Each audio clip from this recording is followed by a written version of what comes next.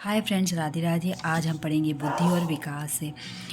जबकि कुछ बच्चे 12 महीने की उम्र में बड़बड़ाना और 2 शब्दों का वाक्य बोलना शुरू कर देते हैं। अन्य 20 महीने की उम्र तक ऐसा नहीं करते हैं। और सही विकल्प चुनें। विकल्प प्रतिमान केवल सांकेतिक है और व्यक्तिगत बच्चों का विकास काफ़ी भिन्न हो सकता है। ये दोनों सही है। आप नोटिस करिएगा फ्रेंड्स, बच्चों का विकास अलग अलग होता है, चाहे बोलना हो, उठना हो, चलना हो। ऐसा नहीं है कि अगर ट्विंस भी रहेंगे ना तो भी उनका अलग ही अलग होता है। तो ये दोनों ही सही है। ए और आर दोनों सही है। आर सही व्याख्या करता है। आर सही व्याख्या करता है। विकास के संदर्भ में निम्नलिखित में से कौन सा कथन सही है? विकास चक्रीय तरीके से होता है, रेखीय तरीके से नहीं। ये बात सही है फ्रेंड। विकास ना चक्रीय होता है, रेखीय नहीं होता। और बच्चों की लंबाई और वजन में वृद्धि उसका उदाहरण होता है। तो देखिए फ्रेंड्स, लंबाई को और वजन को हम माप सकते हैं, तो ये मात्रात्मक होता है।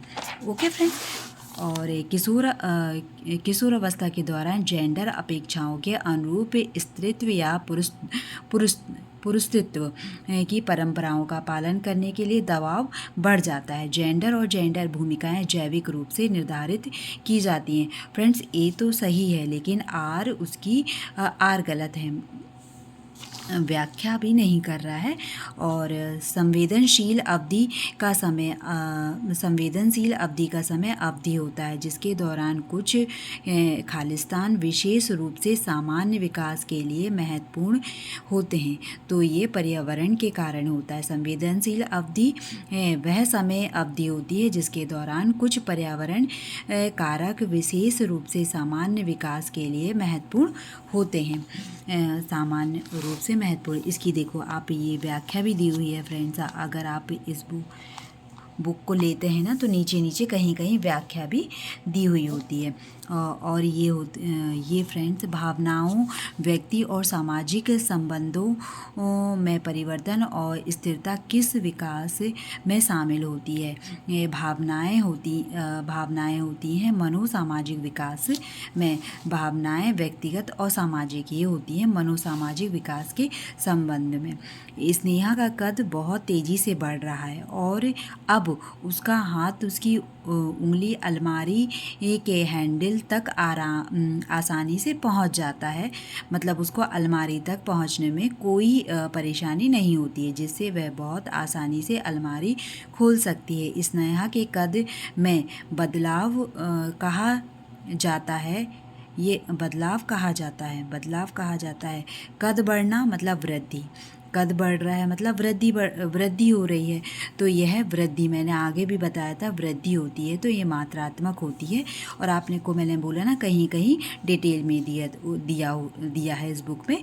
जैसे कद बढ़ना, वृद्धि को आप माप सकते हो। जैसे वजन को भी आप माप सकते हो, जो परिपक्वता के बाद रुक जाती है कुछ हद तक। फ्रेंड्स, आपने कभी कभी किसी बच्चे को देखा है बहुत टाइम तक, जैसे मेरी हाइट है फ्रेंड्स, मैं ना बहुत कम एज में लंबी हो गई, फिर ना एकदम से हाइट बढ़ना बंद हो जाती है। ऐसा नहीं कि आप बढ़ते ही जा रहे हैं, ऐसा नहीं होता। नहीं तो आप तो कहाँ से कहाँ पहुँच जाएंगे हम लोग, है ना।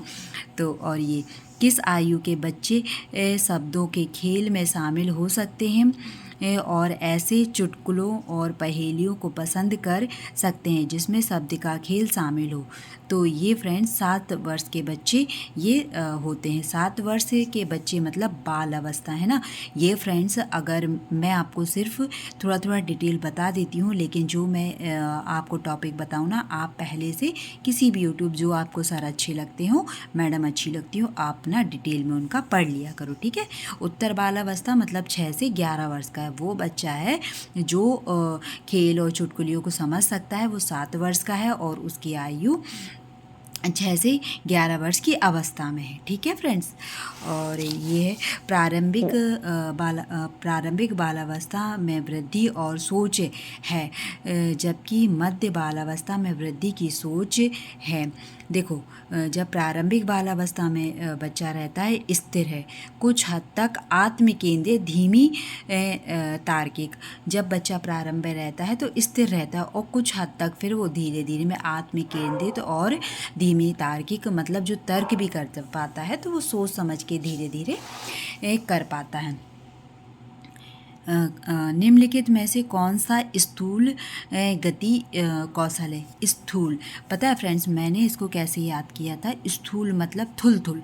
मैं, आप अगेंस्ट मत लेना कि मैं किसी को ऐसा हो, जैसे मोटा इंसान होता है ना तो थुल आता है।